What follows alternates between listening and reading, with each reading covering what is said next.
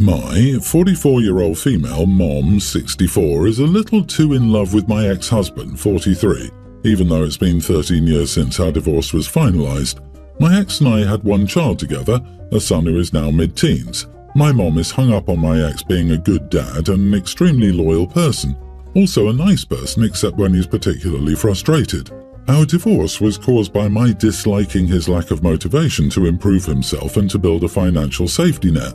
Instead, he was okay making $17 an hour for a niche, artsy small business where most of the employees were there because their passion outweighed their salary expectations. He was a college graduate doing a lot of office management stuff that would have been paid more in every other company. He'd refused to see reason when I'd tell him that he needed to jump ship before the ship that was a small business being outcompeted in price would sink. Eventually, we realized that this was a conflict we could never agree on, and I decided to pull the plug.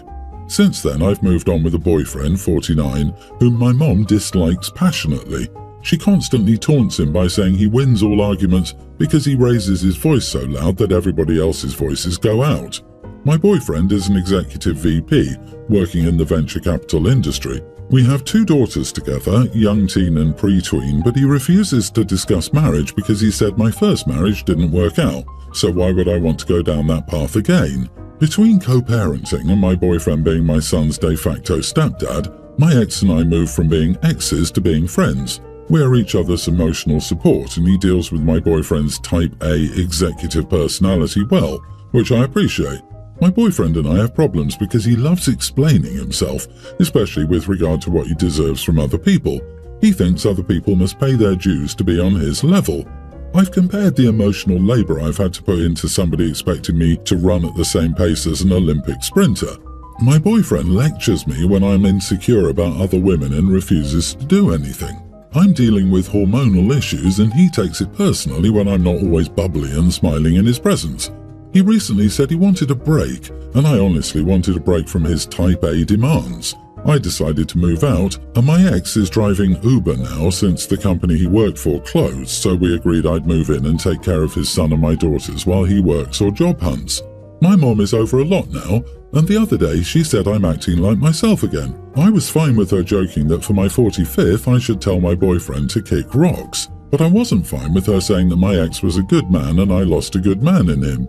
I thought that was inappropriate and not true and told her to leave my apartment. She said it wasn't even my apartment, but she seemed to have hit a nerve. Am I the idiot?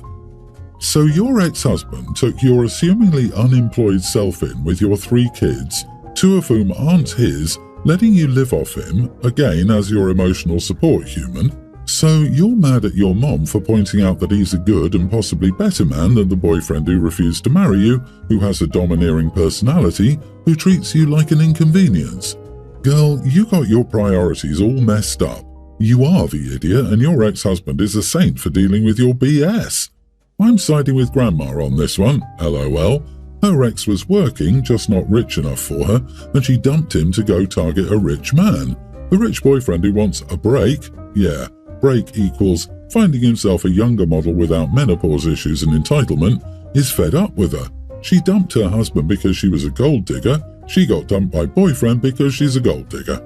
To be more specific, she got dumped because she's an old gold digger with a body that has been through 3 pregnancies. Oh, the irony. The mom just pointed out that her ex-husband is a good guy and she's kicking her out. Like what? Her ex-husband is a good person. Seems like OP doesn't like being told the truth or when she's wrong. A missed detail. OP's divorce was finalized 13 years ago and the oldest kid with the rich idiot is also that age. She cheated and got pregnant, LOL, and she didn't even get a ring on it after 2 kids. Yikes, worst gold digger ever. Honey, you better be nice to your mom because she's going to be the next person you end up having to mooch off of when both these guys get sick of your crap. My wife and I are 46 and 47. We've been married 19 years now and not once in our marriage has she ever cooked. I honestly never minded. She told me that she's terrible in the kitchen and I like to do it anyway. Yesterday I had a long day at work and told my wife this. She told me she would order food so I didn't have to cook. I came home and she set the table. The food was neatly placed on 2 plates, which should have been my first clue that it was home cooked, and I began to dig in. The food was bland, borderline gross, and nothing like anything I had tasted before. My head was already pounding. I was not in the mood for some crappy food. I just looked up from the food and told her, "This sucks, please don't order from this place again." She got really quiet and then sad. I asked if everything was okay and she said yes. She still seemed off the whole dinner. After dinner I wouldn't stop bothering her, wouldn't stop asking her what was wrong, until she finally snapped and told me she cooked the food, it wasn't ordered. She said she was sorry and she wouldn't cook for me again, and I could see her tearing up. She went right to bed. I had to leave early the next day, so she was asleep. I asked a buddy of mine for advice and he said I shouldn't have talked about anybody's food that way.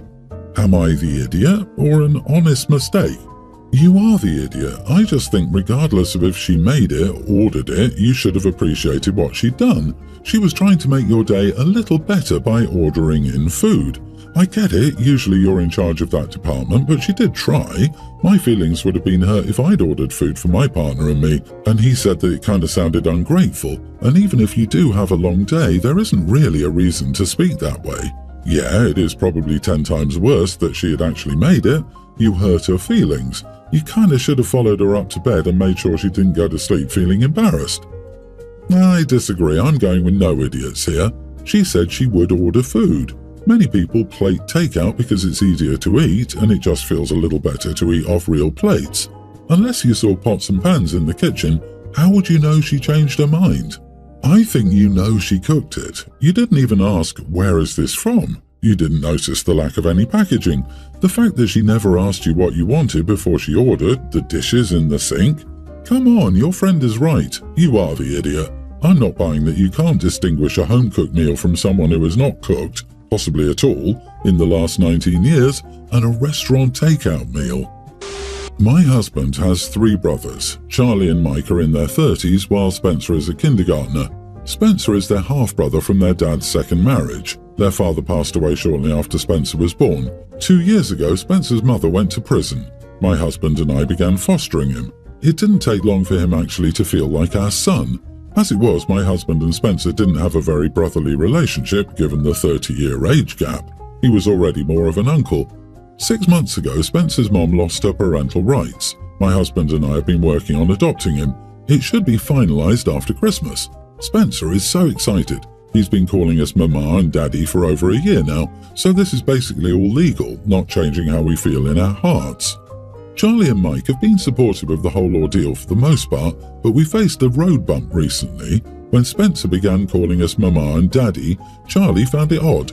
He said that we weren't his parents. I said, yes, legally we are.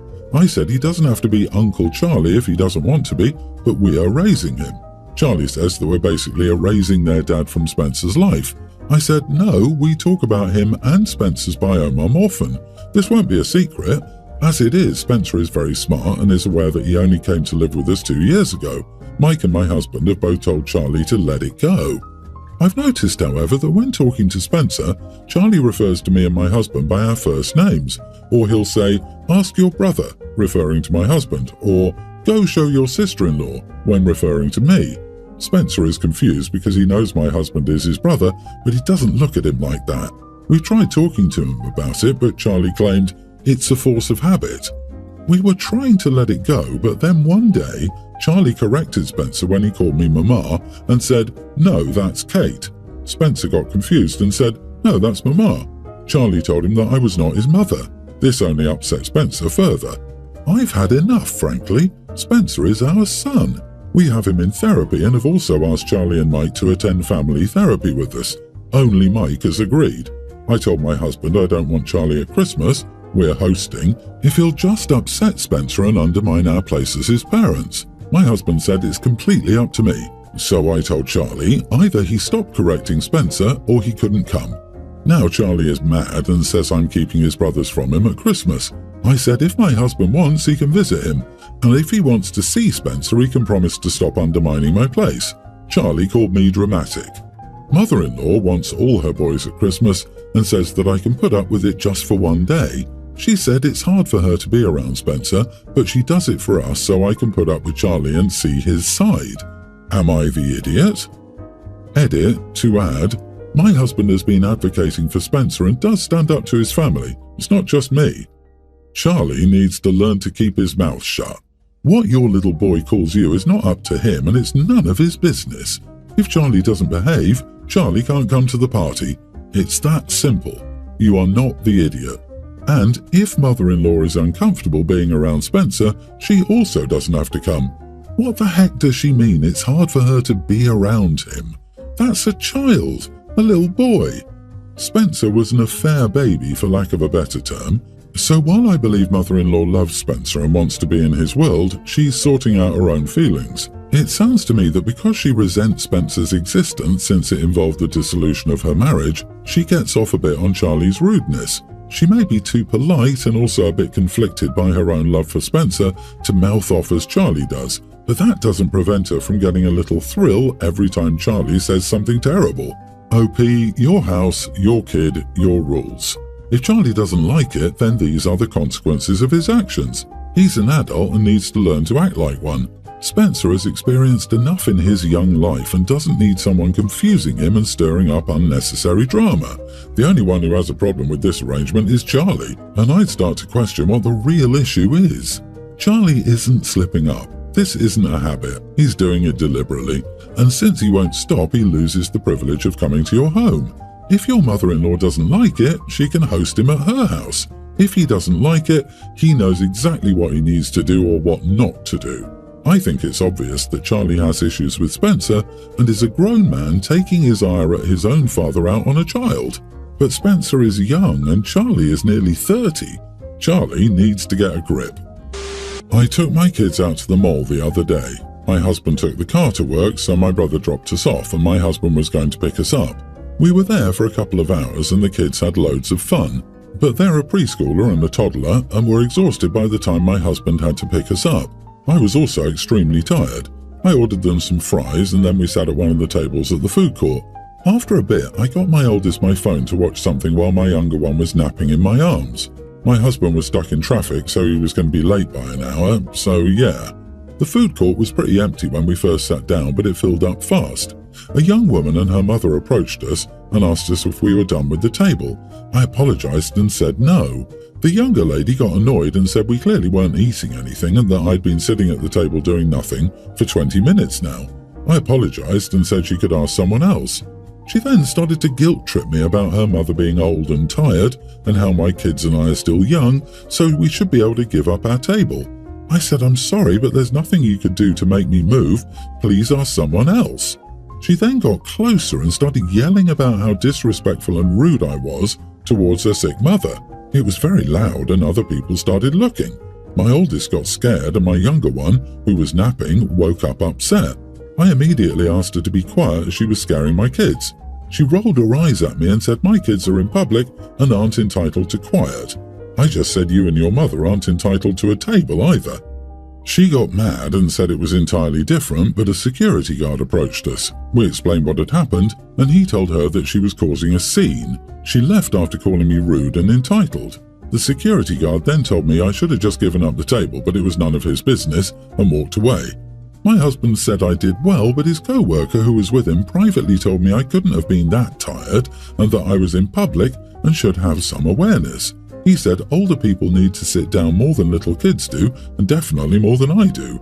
Am I the idiot? Edit: no, the young lady and her mother didn't have food with them. The table I was sitting on was just one small table and 2 chairs, my oldest on one seat and me and my youngest on the other. I didn't even ask my husband's co-worker for his opinion, and he didn't say a word till my husband left the car for a minute to get something. Listen, I'm not a kid person, but the gall to approach a woman with a sleeping toddler. No. You had every right to stay at that table for as long as you needed to. You were a customer of the mall, food court. You purchased food, sat down and ate. Unless there's a policy posted in the food court, you could have camped there all day. That woman was pushy and rude and used to getting her way. I'm so very glad you denied them, LOL. You are not the idiot. She thought you were an easy target. She thought wrong, LOL. Also, the co-worker knew he was being an idiot because if he really thought he was being helpful, he wouldn't have waited until your husband left. Don't listen to him. I hope someone gave him an ear chew. What an idiot. Parents' work is so underestimated. Being a parent is great, but it is exhausting.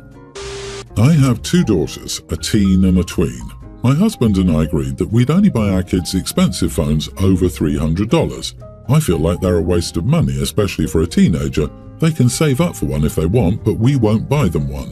We try not to spend more than $400 on individual gifts unless it's something that could be really helpful for our children. Our teen recently saved up money and bought an iPhone 15. Previously, she used a Samsung phone we gave her for her birthday 3 years ago. Our young teen has an old Galaxy S8, which still works well. She wanted another phone for Christmas, and we told her we would get her phone as long as it was under $300. She threw a fit and said it's unfair that her sister has an iPhone but she doesn't. I told her that she could do chores and babysitting or save up birthday and Christmas money from relatives to get an iPhone, but we wouldn't buy her one. My husband thinks we should buy her an iPhone because it's unfair that her sister has one but she doesn't. I told my husband that it was unfair for us to get her an $800 iPhone while my older child only receives a $100 gift. My daughter is angry at me. She doesn't want to work for it and says that all her friends have iPhones and it's embarrassing not to have one. I offered to get her a refurbished iPhone for $450 on her birthday in February, but I said I wouldn't spend more. I don't think a teen her age needs an $800 smartphone. Now she hasn't been speaking to me for a few hours and says I'm ruining her life. Should I just get her an iPhone? Am I the idiot? Not the idiot. A young teen doesn't need an $800 phone. Also, her sister saved the money for the phone, so how exactly is it unfair? It's kind of funny to see how this everyone else has thing X seems to be a universal teenager argument for anything. The amount of stuff that everyone else had when I was young, how everyone else was allowed to go to all parties, to be out so late. Yeah, right. My husband thinks we should buy her an iPhone because it's unfair that her sister has one but she doesn't. Ha ha! So one had to work for it and the other one just had to throw a fit for it? Great precedent your husband is setting there, OP. Your youngest will learn that mommy and daddy will always give her what she wants so they don't have to deal with her attitude. She will get worse because she will become even more entitled than she already is. Do not get her that phone. But she doesn't want to work. Well, that's her problem then, isn't it? No one wants to work. This is a good life lesson. If you don't want to work, you don't have to, but then you get what other people will give you. If you go to work, you get what you want. Simple, but life is about decisions. We all make them. My parents had me working for what I wanted at that age, and now I'm an adult who has always held down a job, owned a home by 25, and is proud of what I have without bragging about it. I still don't want to work. LOL.